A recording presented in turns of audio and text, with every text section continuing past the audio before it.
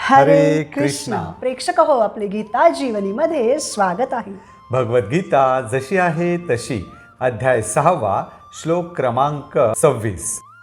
यतो यतो निश्चलती मनश्चंचलमस्थिरं ततस्ततो नियम्यैतद् आत्मन्नैव वशं नयेत्. भाषांतर. आपल्या चंचल आणि अस्थिर स्वभावामुळे मन जेथे जेथे भरकटते तेथून मनुष्याने ते खेचून घ्यावे आणि आत्म्याच्या नियंत्रणात आणावे. तर प्रेक्षक हो, आपण मागील भागामध्ये पाहिलं त्याप्रमाणे आपण दृढ निश्चयानं, दृढ विश्वासानं, श्रद्धेनं भक्ती मार्गावर चालत असू, परंतु आपलं मनच त्यावर स्थिर नसेल तर, कारण मनाचा स्वभावच आहे चंचलता.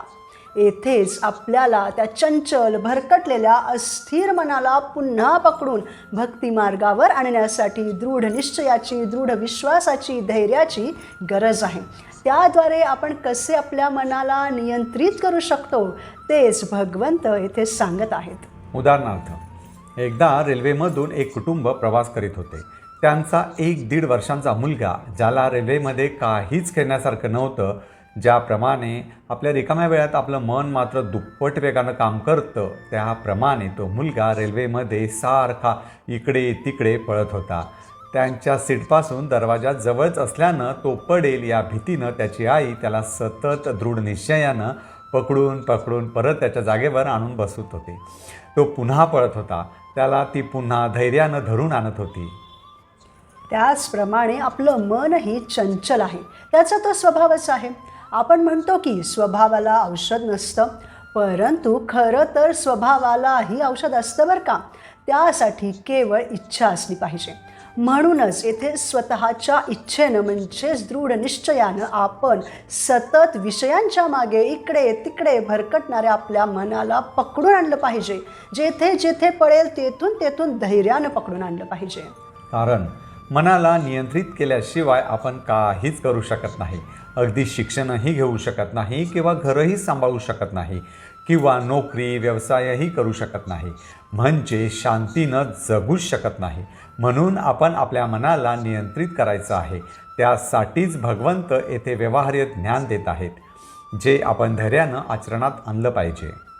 आणि मनाला नियंत्रित करून काय करायचं, तर त्याला अष्टांग योगांप्रमाणे नुसतं पकडून आणायचं नाही, नाहीतर ते पुन्हा पळणार हे निश्चित. तर त्या चंचल मनाला पकडून पुन्हा पुन्हा भक्ती मार्गावर लावायचं आहे. अशी त्या भटकणाऱ्या मनाला पुन्हा पुन्हा पकडून ध्येयाकडे परतण्याची, ध्येयावर स्थित करण्याची सवय आपल्याला शांत आणि शक्तिशाली बनवते. सुरुवातीला थोडं अवघड वाटेल, परंतु हळूहळू धैर्यानं तसं करत राहिल्यानं ध्येयपूर्ती निश्चित होते. कारण मन भटकणं ही आपली हार नाही, परंतु त्याला परत ध्येयाकडे आणणं हेच आपलं यश आहे. हाच तर आत्मसाक्षात्कार झाला. म्हणून श्रील प्रभुपादांचे शिष्य परमपूज्य राधानाथ स्वामी महाराज बोधिवृक्ष या पुस्तकात सांगतात की आपलं मन एका मुलाप्रमाणे आहे, तर आपली बुद्धी आईप्रमाणे आहे. बुद्धीनं मनाला पुन्हा पुन्हा सुरक्षित ठिकाणी आणावंच लागेल. भगवंतांच्या दिव्य नावाचा जप करणं ही सर्वात सुरक्षित स्थिती आहे.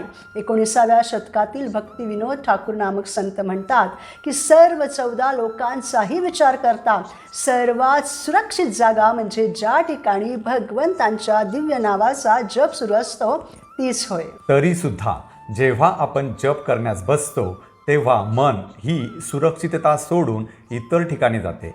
तथापि आपण निराश होऊ नये. बुद्धीचा उपयोग करून मनाला पुन्हा खेचून आणावं. मन पळत राहण्याचं त्याचं काम करणारच आहे, म्हणून आपणही त्याला पुन्हा पुन्हा पकडून भक्ती मार्गावर लावण्याचं आपलं काम केलंच पाहिजे. उदाहरणार्थ, एकदा एक साधू नदीमध्ये स्नान करून झाल्यानंतर तर्पण देत होते. त्यावेळी त्यांच्या लक्षात आलं की त्या पाण्यामध्ये एक विंचू बुडत आहे. त्यांना त्याची दया आली आणि म्हणून त्यांनी त्या विंचवाला वाचवण्यासाठी त्याला स्वतःच्या ओंजळीमध्ये धरलं आणि त्याला काठावर आणण्याचा प्रयत्न करू लागले. तेवढ्यात त्या विंचवानं त्यांच्या हाताला दंश केला. त्यांनी पुन्हा त्याला वाचवण्यासाठी उचललं, त्यानं पुन्हा दंश केला. हे त्या साधूंच्या जवळ असलेल्या दुसऱ्या मनुष्यानं पाहिलं. तो म्हणाला, अहो साधू महाराज, त्या विंचवाचा स्वभावच आहे दंश करणं, कारण असे प्राणी स्वतःच्या संरक्षणासाठी दंश करतात. सोडून द्या त्याला, पळू द्या.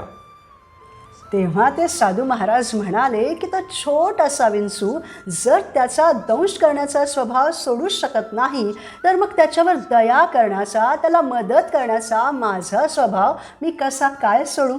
तो त्याचं काम करत आहे, मी माझं करतो. त्याचप्रमाणे मनाचं काम आहे पळत राहणं, आणि आपलं काम आहे त्या मनाद्वारे वश न होता त्या मनालाच वश करून परत आणून भक्ती मार्गावर स्थित करणं. असेच उत्साहानं, निश्चयानं आणि धैर्यानं करतो त्याला गोस्वामी असे म्हणतात. उदाहरणार्थ, निश्चयपूर्वक सकाळी ब्रह्ममुहूर्तावर उठून हरे कृष्ण महामंत्राचा जप करणारा भक्त. आणि जो त्याच्या मनाला आणि इंद्रियांना नियंत्रित करूच शकत नाही, तो स्वतःच त्यांच्याद्वारे नियंत्रित होतो, मनाच्या आणि इंद्रियांच्या आहारी जातो, त्याला गोदास असे म्हटले जाते. उदाहरणार्थ, सकाळी उठून पुन्हा झोपणारा. समाजामध्ये अशा गोदासांची संख्या जास्तच आहे. गोस्वामी मनुष्याला इंद्रिय सुखाची ही पातळी माहीत असते, म्हणून आपण आपल्या चंचल मनाला नियंत्रित करण्यासाठी दृढ निश्चयानं, दृढ विश्वासानं आणि धैर्यानं गोस्वामी असलेल्या परमवैष्णवांचा संग केला पाहिजे. तरच आपण यशस्वी होऊ, भगवत भक्तीच्या मार्गावर प्रगत होऊ. कारण असे गोस्वामी त्यांच्याही मनाला आणि इंद्रियांना नियंत्रित करण्यासाठी दिव्य इंद्रिय सुखांमध्ये म्हणजेच भगवान श्रीकृष्णांच्या सेवेमध्येच लागलेले असतात. कारण ज्याप्रमाणे आपण जाणतो की लक्ष्मी देवीचं एक नाव चंचलही आहे, ती या भौतिक जगामध्ये कितीही चंचल असली तरी तीच लक्ष्मी देवी वैकुंठामध्ये मात्र भगवंतांच्या सेवेमध्ये स्थिर राहते. म्हणून आपण आपली इंद्रिये आणि मन हे इंद्रियांचे स्वामी असलेल्या ऋषिकेशांच्याच अनेक सेवांमध्ये लावली पाहिजे. तेव्हाच ती नियंत्रित होऊन खऱ्या अर्थानं आपण सुखी होऊ. उदाहरणार्थ, आपल्याला जर गुलाबजाम आवडत असेल आणि कोणी आपल्याला पूर्ण महिनाभर गुलाबजाम खाऊ घातले, तर एक वेळ अशी येईल की आपण त्या गुलाबजामला नाकारू.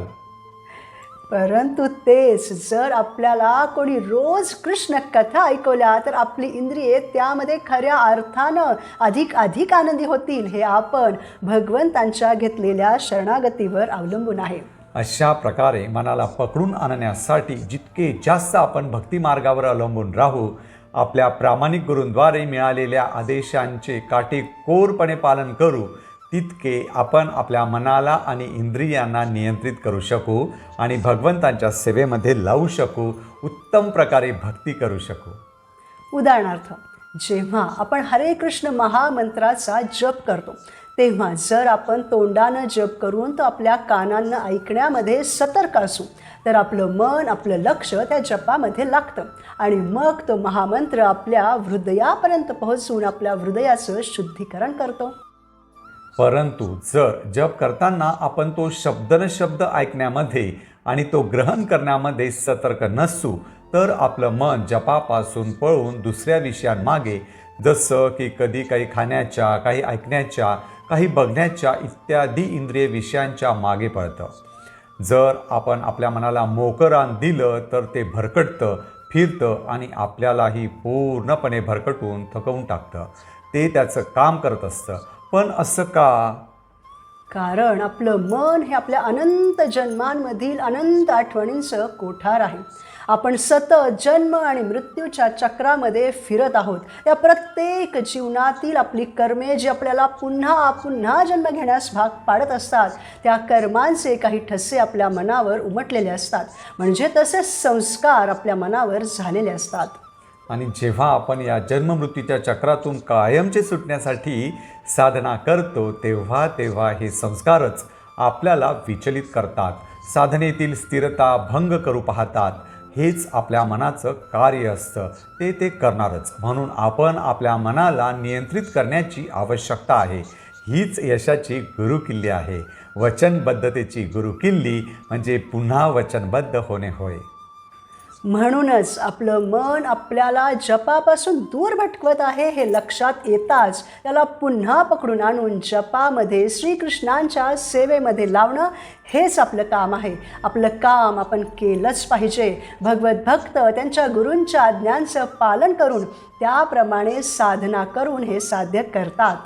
अशा प्रकारे विशुद्ध इंद्रियांद्वारे केलेल्या श्रीकृष्णांच्या सेवेलाच कृष्ण भावना असे म्हणतात. या कृष्ण भावनेद्वारेच आपण आपल्या मनाला आणि इंद्रियांना पूर्णपणे नियंत्रित करू शकतो. योगाभ्यासाची हीच परमसिद्धी आहे. म्हणून प्रेक्षक हो, जीवनात आनंदी राहण्यासाठी आपण मनाचे दास न बनता मनालाच आपला दास बनवलं पाहिजे आणि त्याला भगवान ऋषिकेशांच्याच सेवेत मग्न करून नियंत्रित केलं पाहिजे. पुढील भागात आपण भगवद्गीतेच्या 6व्या अध्यायातील पुढील श्लोकांवर मनन करू. गो दास नाही तर गो स्वामी बनूयात. कृष्ण भावना भावित होऊयात. धन्यवाद. हरे कृष्ण.